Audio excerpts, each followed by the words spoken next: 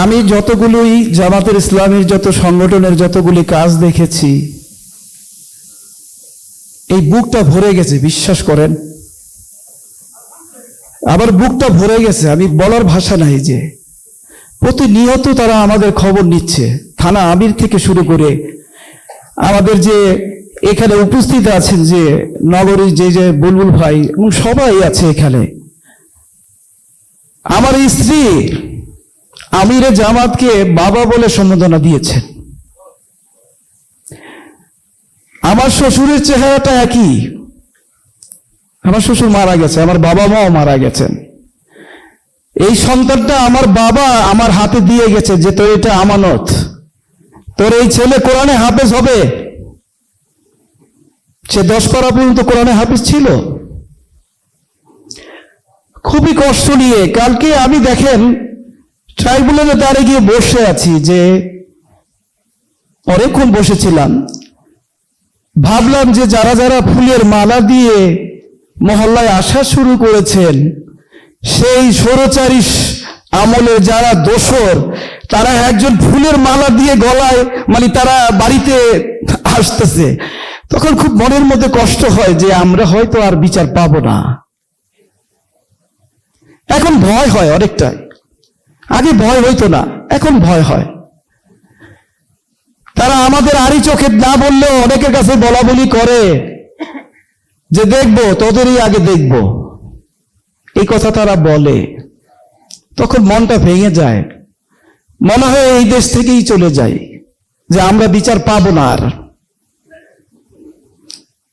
সেই দিন যে আমার এই জুলাই 1 থেকে যে শুরু করে যে আমাদের পরিবারের যে প্ল্যান ছিল, একটাই প্ল্যান, যে এই দেশটাকে সুন্দর একটি বাংলাদেশ, এই স্বৈরাচারকে দিল্লিতে পাঠিয়ে দিয়া কিভাবে তাদেরকে আমাদের নতুন সূর্য এবং নতুন বাংলাদেশ গড়ানো যায়, সেই ব্যবস্থায় শুধু আমরা না, আমার যে একটা সন্তান ছোট 14 বছরের শিশু, সে বলো কেন তুমি বাবা আমাকে আটকায় রাখো?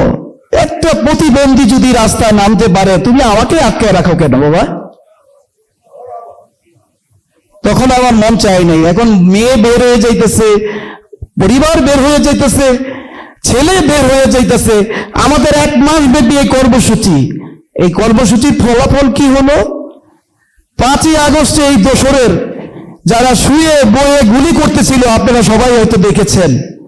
তার মধ্যে একজনের নাম হচ্ছে সুজন। সেই সুজন যে করতেছে, গুলি করতেছে, সবাই দেখেছে, বাংলাদেশের মানুষ দেখেছেন। সেই সুজনের তারা 6 বছরের একটা দিয়ে দিল,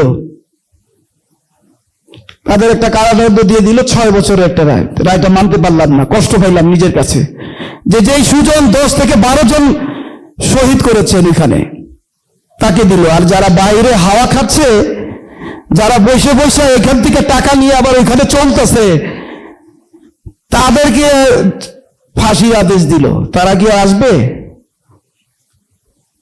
খুব কষ্ট লাগে ভিতরে, মনের মধ্যে অনেক কষ্ট পাই। কেন আজও পর্যন্ত শহীদের বিচার হচ্ছে না? কেন হচ্ছে না? এরা তো আমাদের সাথে গাদ্দারি করেছে, এরা আমাদের সাথে গাদ্দারি করেছে। তারা কথা বলে আমাদের সাথে গাদ্দারি হয়ে গেছে। এটা কোনো মতেই মানতে পারলাম না, কষ্ট পেলাম।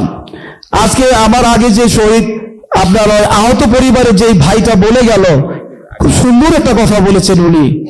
ওনারা মাঠ থেকে বের হয় নাই, মাঠেই ছিল তারা। তো এরকমই শহীদের যত পরিবারগুলি আছে, বেশিরভাগই তারা একটু মানে এর মধ্যেই আছে, চাপের মুখেই চলে আসছে। মানে এখনকার পর্যায়ে তারা অনেক চাপের মুখে আছে, ভয় পাচ্ছে তারা। তা আমি আশা রাখবো যে আপনারা যদি আমাদের সাথে থাকেন, আমরা হয়তো আর ভয় করবো না ইনশাল্লাহ। দ্বিতীয়বারে আমরা আবার মাঠে নামবো ইনশাল্লাহ। আপনারা নামবেন তো ইনশাল্লাহ? আপনাদের সাথে প্রতিটা শহীদ পরিবার মাঠে নামবে এবং সামনে থাকবে ইনশাল্লাহ।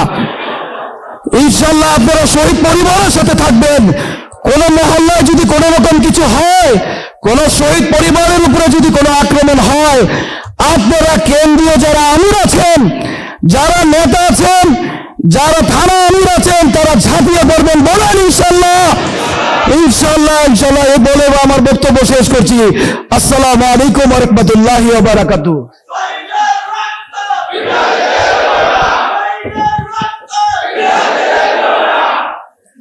সংগ্রামী ভাই এবং বন্ধুগণ, আমরা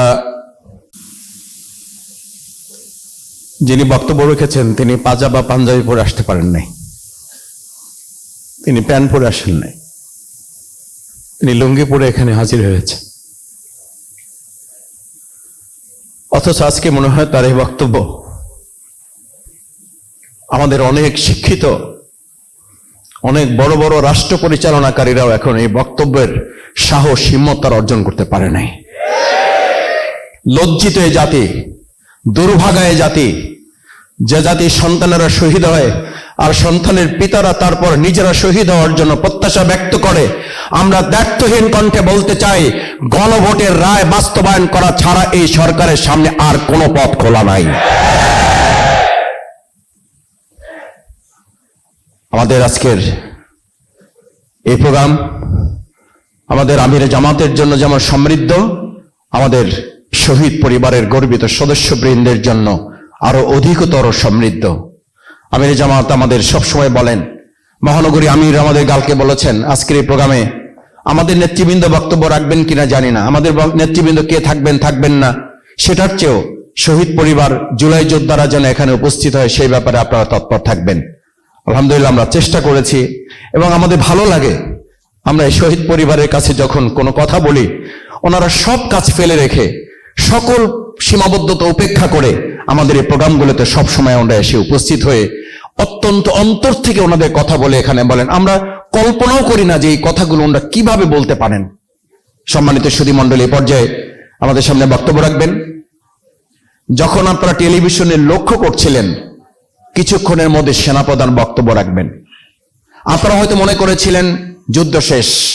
ঠিক সেই সময়ও ঢাকা মহানগরী দক্ষিণের যুদ্ধরত একটা এলাকা চানখারপোল, সেখানে তখন গুলি চলছে। সেই গুলিতে শহীদ মেহেদী হাসানের গর্বিত পিতা জনাব শেখ জামাল হোসেন এখন আমাদের সামনে বক্তব্য রাখবেন। 5ই আগস্ট চানখারপোলের শহীদ মেহেদী হাসানের গর্বিত পিতা শেখ জামাল এখন আমাদের সামনে বক্তব্য রাখবেন।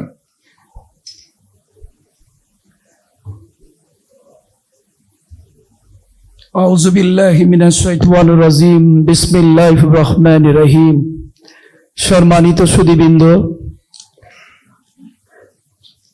আসসালামু আলাইকুম ওয়া রাহমাতুল্লাহি ওয়া বারাকাতুহু। আজকের এই অনুষ্ঠানে আবু সাইদ থেকে শুরু করে মুগ্ধ, আরো অনেক শহীদ পরিবার এখানে একটা দাবি নিয়ে এখানে এসেছেন। তারা এই দেশের 2000 পরিবার শহীদ হয়েছেন, 30,000-এর মতো আহত হয়েছেন। তারা এখন মনে করছি যে আমাদের সন্তানের যে দায়িত্বটা তারা করে গেছেন, যা করে গেছেন দেশের জন্য, নতুন একটি সূর্য, বাংলাদেশ একটি নতুন সূর্য দেখবে। আজও পর্যন্ত কোন শহীদের বিচার তো হয়নি, বরঞ্চ তারা আমাদের নিয়ে অনেকটা কটু কথা বলা শুরু করে দিয়েছে। মনে খুব কষ্ট লাগে।